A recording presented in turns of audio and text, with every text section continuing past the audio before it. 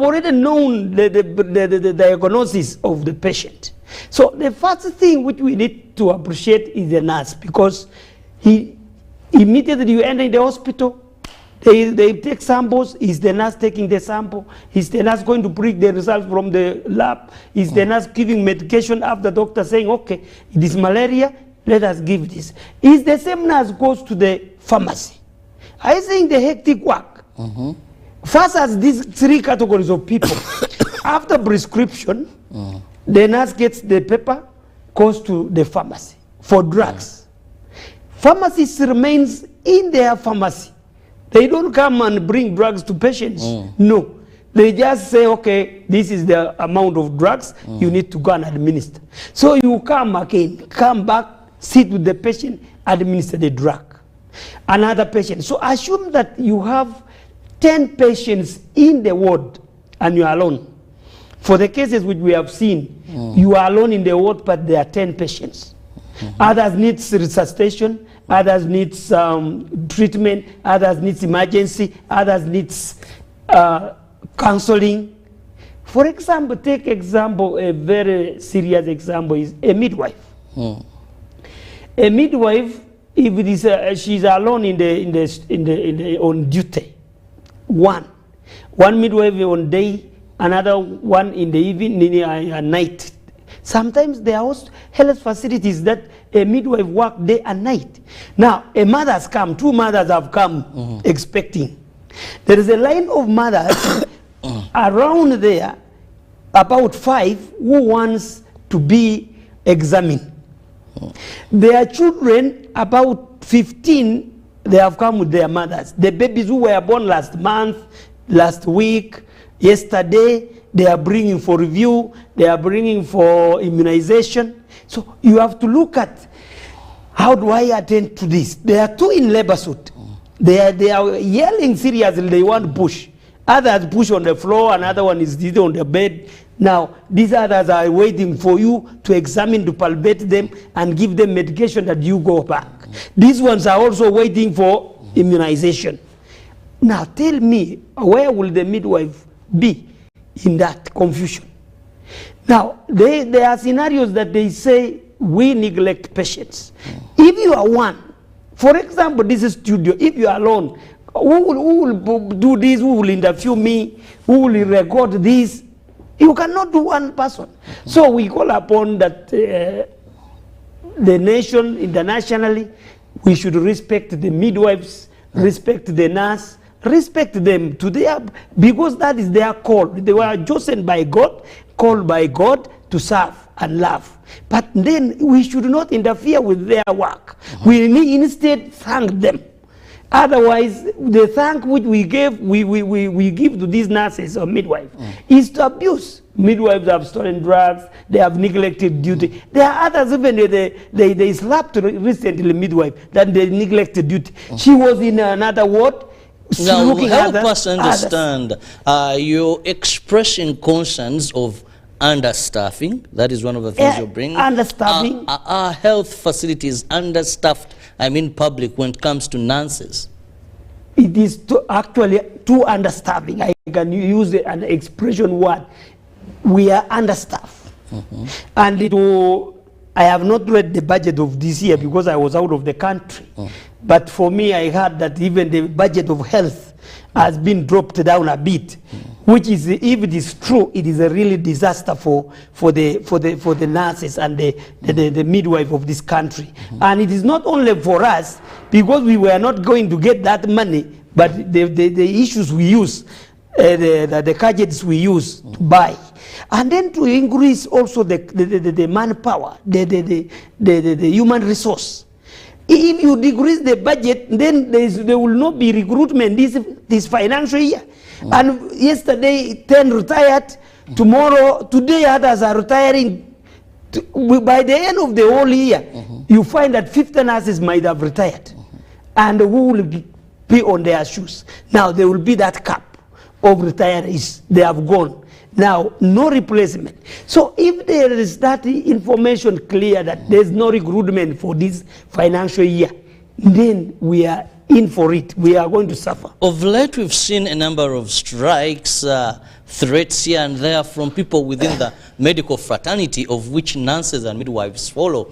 We have a number of people employed by government of Uganda and the public service. What makes you believe and think that you are a unique category? All the time now we are hearing those pre-intern nurses saying, come first. We had the medical fraternity saying we are going to join. We have the nurses. You know, why should you hold the country at ransom as people in the medical fraternity?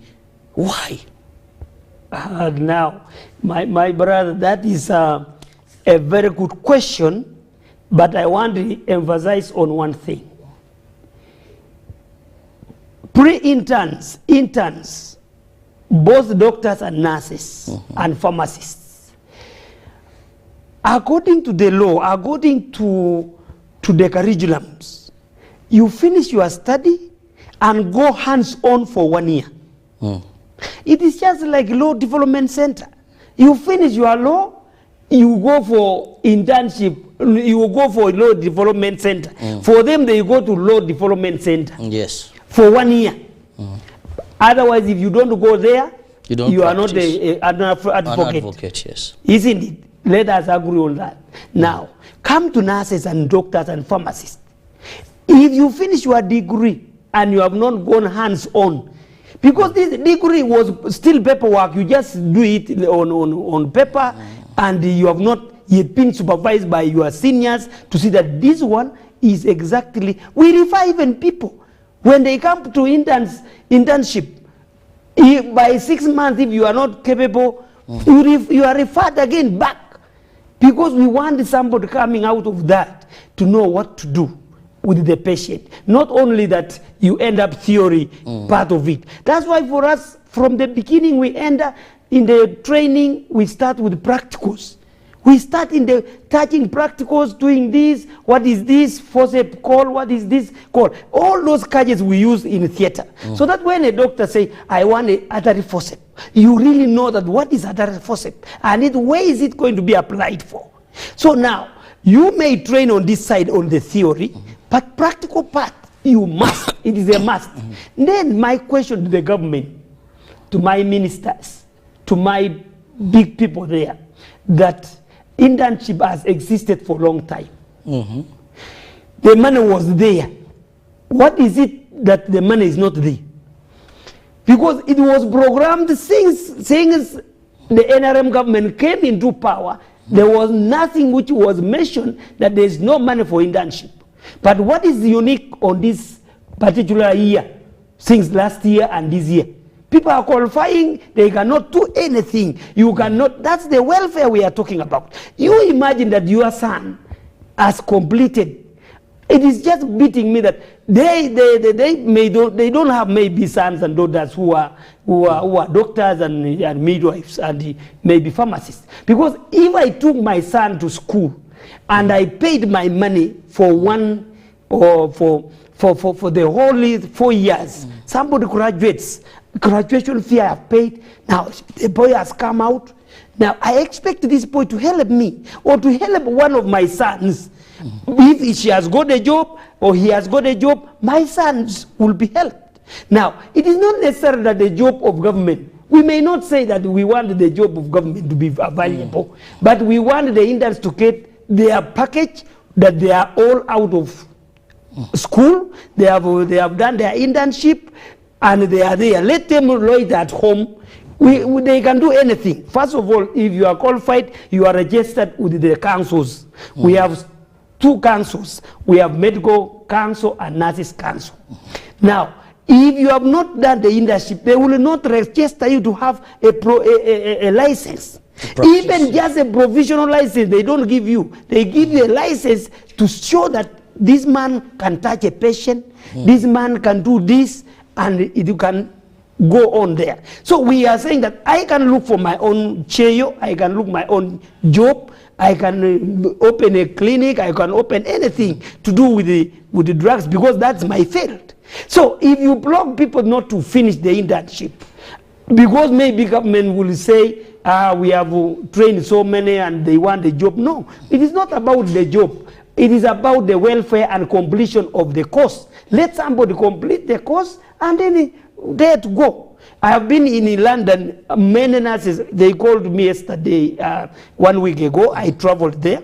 They are Ugandans, they organized themselves and they invited me to speak to them. I wish I will bring next time my clips and you play to Ugandans to see how people are organized also outside there. And those girls who are there, they sneaked just, there's no official going that the nurses of Uganda has been given opportunity to go to look for chair outside. But they are rotting in the villages, so they just sneak one by one. I met 500 nurses? 500 nurses from Uganda. Only the two who joined them through here, they are Banyarwanda, two only, who went through Uganda again to go the other side. So they just used Uganda. Yes, they used Uganda and be there. I addressed them. There are very many, but I also questioned them that Uganda is the best to be. You do some money, but send home. Build home, buy plots home, do this. Build apartments in Kampala here. I have 4 senior nurses who are retiring there. They have apartments in Munyonyo. They have apartments in Chengera. So that is these are nurses that these are left nurses Uganda, who are working there. and they're working in the UK as nurses. As nurses. So this year, the end of this year, again, I'm going to address others in United States of America, because they have also a group. They have organized themselves, and I'm going to address them. But of course, we have that opportunity also.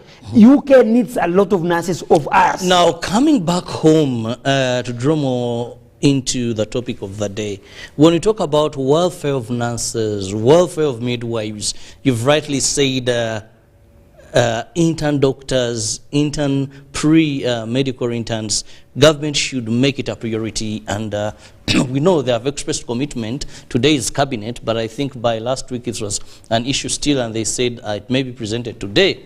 But what is also the relevance of these people in the health sector? Let's understand how important are they, away from saying they must complete their education cycle. Of what importance are they? Well, as I told you that we are understaffed. The first important thing to a pre-nurse, first of all, is a Ugandan. He deserves to complete school. Yes, that is a Ugandan. The rights of a Ugandan. I am a Ugandan, I should do this, and I finish this, I go away. That is my right, number one. Number two, these people, they are very many. And they give us a hand, those who are still working. When we are working in the ward and the interns are there, they are doing a lot of work. Because first of all, they are eager to learn. Secondly, they exploit them seriously, because most of the work they give them. The other people, because we want to observe them as well. It is not that we are exploiting them, but we are also teaching them what to do. So when I am in charge of a ward, male ward, and the intern is there, the doctor has prescribed medicine, say go and join the doctor. See what is the prescription. And these interns are also advises doctors that you have given this a little bit higher dose. Why could we not bring it down? Now the doctor, his diet, and he has make that mistake, then the correction is done by there and then, because they are there to learn and they are there to know what amount of drugs can be given. So the manpower in the hospitals increases, and you find people now getting at least a breathing space to take a cup of coffee while working.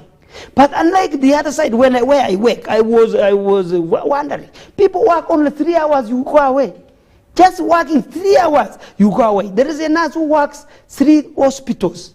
So therefore, these people, they are very important in terms of manpower to the hospitals, in terms of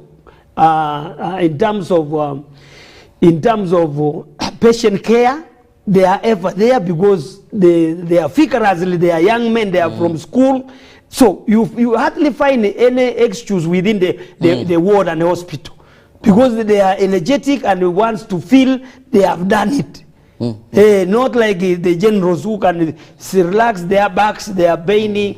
They say, I've just worked on this, I've worked on this now. These are eager to learn. Yes, but these are young men who are eager to learn, and by 1 year, the issue of death rate may not be even seen, because these are people who are very serious work. I've seen quite a number of them, and more so for us, the patients, we won't differentiate that this is a senior. We all call them doctor, unless some hospitals that really have that indication that this is an intern doctor. Now, still looking at the welfare of nurses, on several occasions you've expressed dissatisfaction regarding your welfare. At one time it was about lunch, and I hope that government worked on it very well. Yes. Then understaffing. Then now, what are those concerns that you yet have? We've just seen government ensuring that there's something slightly added on what you take home. Yeah, well, of course, taking that small package home, it was last year. Yes. Of course, and you know, every year has an issue. The issue of increasing of economy. As we continue, economy increases. So, we still need that money. There was even a balance of our money which was supposed to be top up.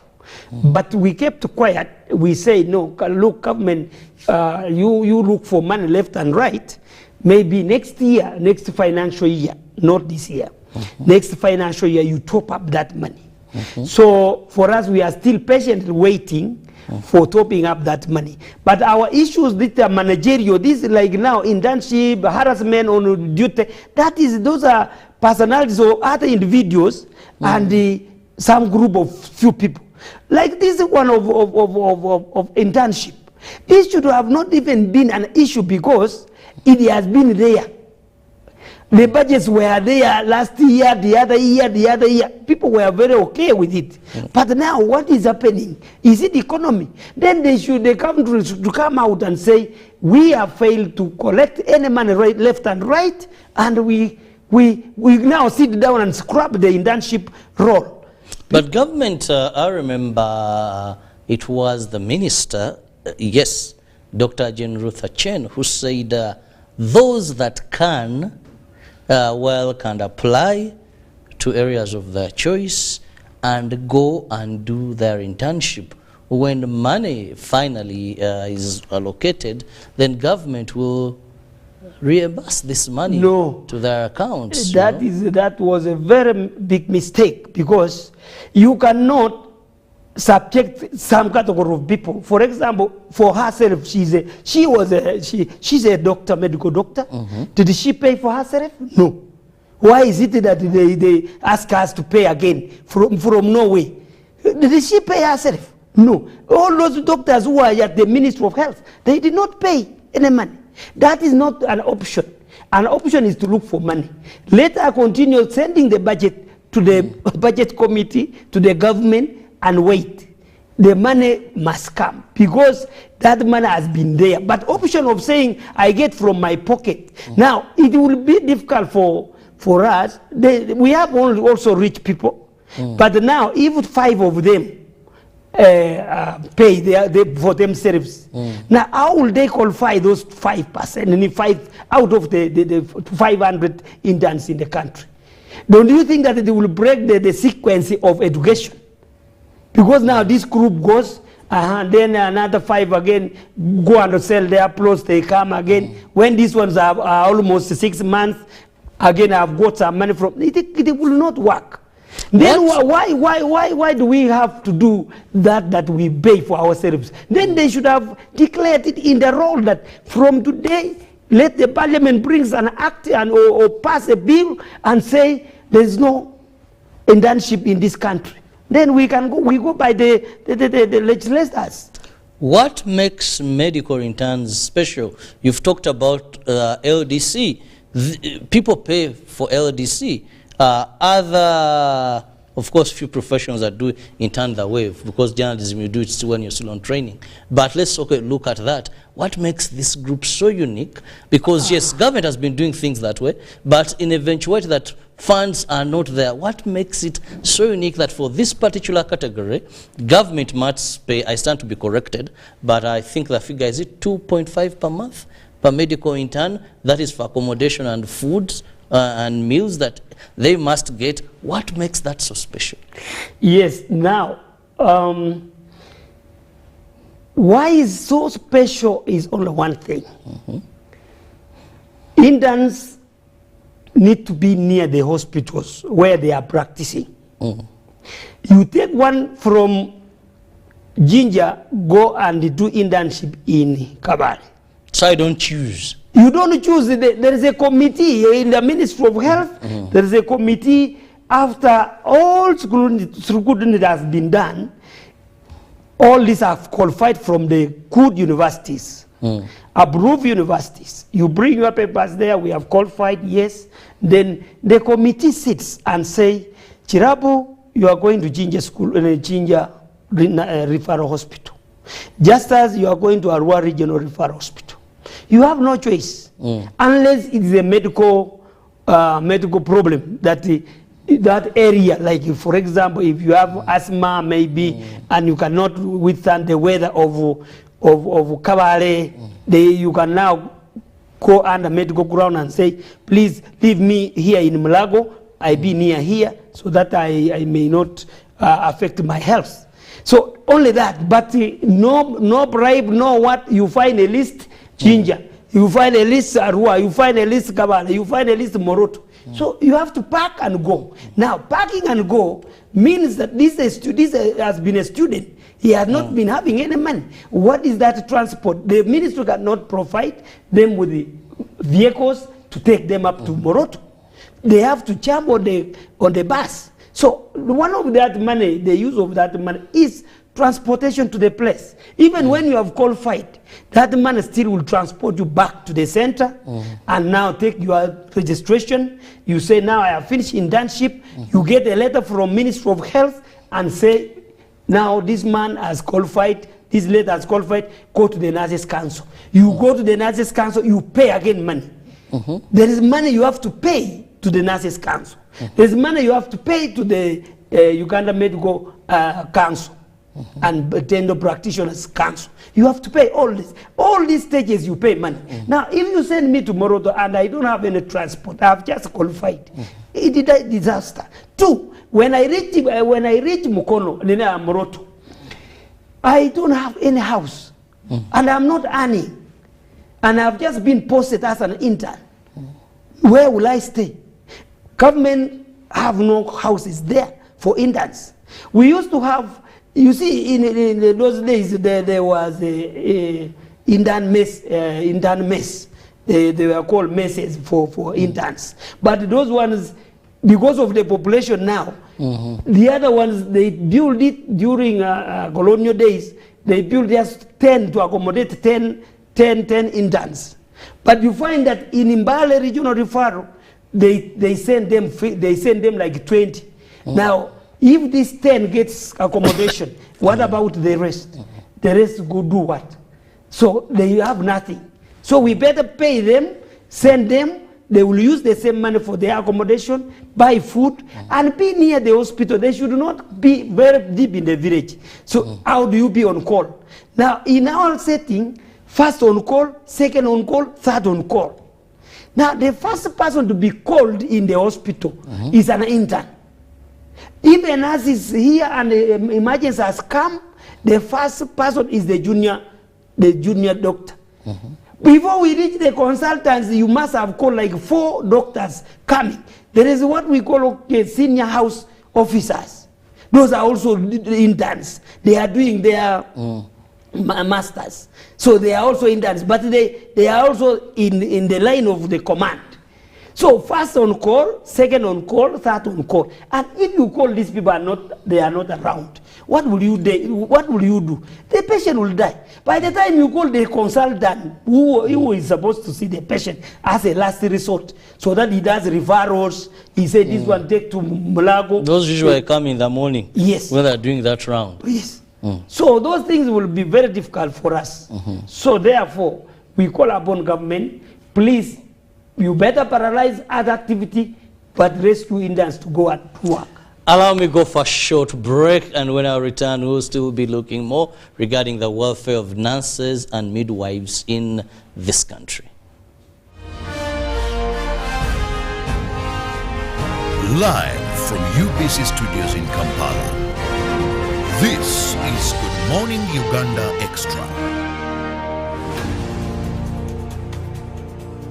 Pick of the day on UBC.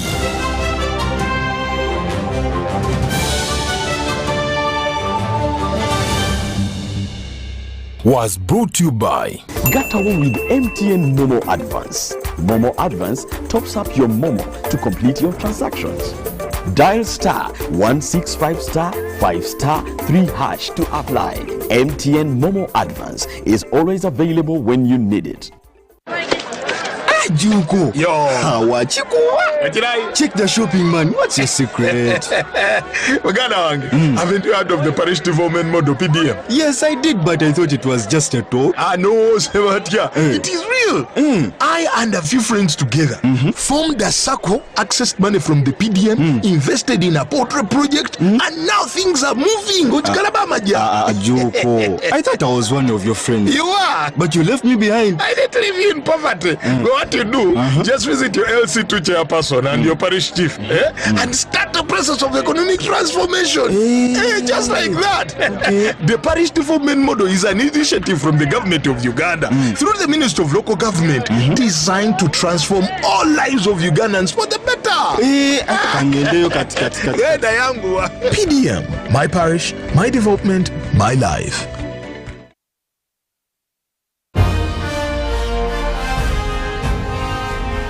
Live from UBC Studios in Kampala, this is Good Morning Uganda Extra. It is Good Morning Uganda Extra. Thank you for being with us on UBC TV. I'm Robert Chirabonyonyitono. That is in case you've just joined. And I have the president of the Uganda Nurses and Midwives Union, Chiprop Justus Chiplangat, with whom we are looking at the welfare of nurses and midwives, but also the issue of pre-medical interns. It is now common knowledge, we've had a number of them, some arrested through their demonstrations or protests, to cry out loud that, well, we are done, all we need is to go for that 1 year of practice and ensure that we can be able to serve our nation, we can be able to serve our parents and achieve our dreams. And the issue is money is not available. That has been the main reason that government has given as to why they have not yet been deployed. It is work in progress, meetings, committees being set up to see how best this issue can be addressed and ensure that our pre-medical interns go for internship. Well, they constitute about 70% of the work that is done in our health facilities. Now, Chiprangat, it seems, much as you people have made the noise, much as we've seen the medical interns, some of them now, even if you met them on the streets, you can just tell that, yes, you are, because I've seen you various times on TV protesting. It seems there isn't yet a breakthrough. What then can be the way forward?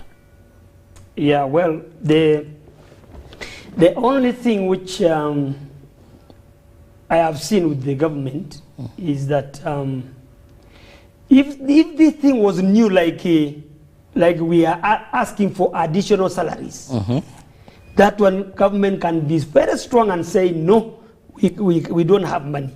But this thing has been in time memorial. Time memorial, where has the money disappeared? The numbers are huge this time, about 1,467. No, we can split them. We can split them. Say if it is 1,500, take 500 first. Then another year, next year, you take 500. You complete. It is just a matter of splitting if the number is overwhelming. But now that is progression. If you say the number is overwhelming, what it means is the country is stable, the country is, can afford people to go to school. Imagine now, you look at free education, the primary and the secondary. Now, it allowed all people to go to school. So if you see interns, even the 2,000 coming out at once, that you give hands to God and hands to the government and say, thank you for being stable and now progression. Now for me, my office, we have 20 nurses sponsored by State House at the degree level and masters. But unfortunately, also that money, I am just also sounding this, that money, the students have not been paid for the rest of the last year and this year. But it was the president who gave us the scholarship to train nurses to get experience. Now, the same nurses who the president paid the money are at home, they have not done internship. Now, what are we saying about it now? Because now you give your money, you pay to the school, and now they say there is no money for this person to go for internship. When will she complete now? Because it has remained with this. That scholarship has been running since 2018 up to now. What does this mean to those in school? Because the education system keeps on churning out. We have these that have gone through the universities and they're supposed to be going for interns. But you have those still on this program that are waiting to continue. Yes, that's why they are worried. These ones who are at school, they are worried of their future. Because the future may not be easy as such, because the issue is... Because every day that passes, the problem becomes bigger. Yes. You have more that are yet to complete and join, yet those that would be churned out have not started. Exactly. That is the scenario which is here now. But now we are saying that we are not demanding new pay, new what. No. That money has been there for some time. Unless for other reasons the money disappeared to see people's hands, or whichever case may be, I don't know. But the money must be available. If it was a new salary, because we are about 28,000 workers of nurses, we could say that this is overwhelming to the government. We may not urge all that about last year, this year. We already signed an MOU with the government that after every 5 years, at least you do something for the nurses. And we agree that to follow that. That's why next year we are warming up, that some money is coming on top. But this one of interns has been there, but where has it disappeared from? That is the question, Chirap, which I can ask you. And we can ask those who have money, where the Minister of Finance, where that money has disappeared. Because now look here, if they are making a budget, the budgets must be carried forward from 2018, 2019. There is the same budget has been running. So now, even if you increase, and now, why do you sabotage only interns and say, this one sit, other people go? No. Justice, we know health is a right. And indeed it is something very, very important. Why does it take people in this practice to first come up with industrial action, to see action taken? Are you not good debaters? Is it because, are you not good at reasoning, explaining? You know, it beats my understanding that when I hear doctors going on strike over less pay, again now interns, we expect that your people who can bring dialogue, your people who can sort reason things out, but we are seeing so much of people in the medical fraternity, you know, resorting to industrial action. Aren't you good? Don't you have the right voices? Because these may seem very simple things, maybe, and of course indeed priorities because it is life. But it bothers me seeing why doctors, why nurses, you know, what is there hard? What is it that you're failing to do to convince government to turn the hand of things to happen? Yeah, well, thank you very much for that question. At least not doctors or nurses. Industrial action in this country, it has its rules how to do it. Maybe we have ILO convention, we have labor laws around us, we have Ministry of Gender which guides the industrial action, we have also Ministry of Public Service which comes in us, we have a tribunal there that we can appeal in. The all stages are very clear for industrial action. Very clear. The unfortunate part of it is in two faults. Fault number one, people who have not unionized, who are not mandated to do industrial action, they can do it anytime they want. They don't follow the laws, and then eventually government will hear quickly also and say, now you are this category, we are going to solve your problem, and the problem is solved. So now it beats also the other side. Those who are genuinely supposed to do the right thing, give government 90 days, because those are the rules. Give government 3 months. If there is nothing happening with what you have engaged dialogue, we are good debaters. We have negotiated this. Myself, I have negotiated and I achieved all this. I have achieved salary increment. We have achieved the lunch allowance. We have achieved this scholarship, which I'm talking about from State House. Convincing a big man like that and say, okay, you go with scholarship. We have achieved, he has authorized us to get SACCO of 1 billion. Convincing such a big man to give you money is not easy. We are good debaters, but the other challenge which comes in after this is that where we begin our issues from at the lower levels.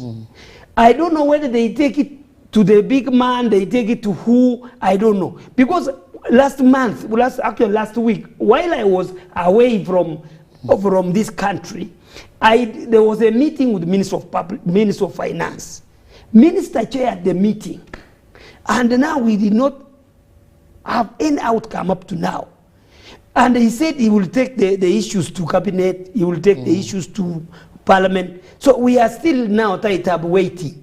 That's why these girls now and boys, they are saying we are remaining with 7 days to go for industrial action, which is not the best for us. It's not. I don't buy the idea of industrial action. If government wakes up and say, no, interns, let us have next month, go back to work, to go and finish your training, it will be very okay. But we need to go industrial action for huge things, not things which we have been talking, it was existing, first of all. This was existing thing, it was an ongoing thing. Why? It is not a new thing. If we bring new things into the system, then government will say, no, you are bringing too much to us. But this was ongoing. And so the budget had always been there, has always been there for internship of these medical students. Yes. Maybe the changing factor would then be that maybe this time around the budget is a bit smaller compared to the numbers that have been churned out of the academic institutions. But still, there must be also a question, where is continuity in planning? Who is responsible to forward to the parties that, hey, why do we do census and research? You know that in the next 5 years, maybe these institutions are likely to churn out 1,000. So how do we program? How do we do all this to ensure that we have a sufficient budget to cater for this? But by the time students sit for the exams, there is a general census. All the universities, all the tertiary institutions, by the end of that, even when they are preparing exams, they don't prepare just without knowing the number of people going to sit for exams. They know that we are going to release this financial year or this year, the doctors will be 10,000 or 1,000, nurses will be 5,000, pharmacists will be 10,000. So you find that there is that program already by Ministry of Education. So it is now to shift that the Ministry of Education hand over the whole program, the whole outcome of the past 3 students to Ministry of Health. Ministry of Health will now receive the whole thing and say, okay, look here, you are 10,000 people now, but we are considering from alphabet 1, 2 up to 10, go first. Then the other one wait. As we wait for others, as we look for money, that would be the system. Because I know it has been hard because it is accumulated last year, this year. So it is now accumulating next year. Now you find that you will find 5,000 people who are nurses and doctors and pharmacists who have not done internship, and it will be again a disaster. So the only thing now which I can just advise government is that look for some money, release a half of them to go, then next year half of them, you finish. Then now there should be now a very good continuity of the budget. That our budget will Because they would come up now, will say that, look here, you people, our budget will accommodate only 1,000, and for you, you are 2,000. What do? We dialogue from there and say, okay, now now they are talking as if they even one budget is not there. Even for one intern is not completely there. Instead of saying that at least you can take 4 or 5, we could now sit with the ministry and say, look, the 4, no, you have to be 10 at least for this year. Because this is not a new budget. It is not a new budget, it's a continuation budget. Well, time is not so much on our side. Let me just have your parting shots to the medical interns that are watching us this morning, and maybe many of them are wondering what their fate is. They haven't had a message of hope. And also to the parents. I look at a parent having this child home, and of course, finally, government. Yeah. First of all, I want to appreciate my colleagues, the interns. I want to appreciate them for being calm from last year up to now, although there was hiccups there and then. I want to appreciate them, but nevertheless, we are with you. We just need to get organized more and engage government within these few days, and we see the outcome of government. Then, of course, to the parents, please, parents take heart, things change. But of course, there is nothing with the silver plate. We have to struggle left and right. And we advise you to tell your children to be calm. For us, we are there to give a helping hand until we ensure that they get their rights as nurses and the midwives of this country, and also the doctors and the pharmacists of this country. So we shall do all this week. We are going to have serious meetings, engagement. We want to make appointments again with the relevant authorities, and we see how best we can do. So parents, we calm the children down, and then we be patient a bit. Then to the government, please, government, we don't like strikes in this country because it costs a lot. It costs us money.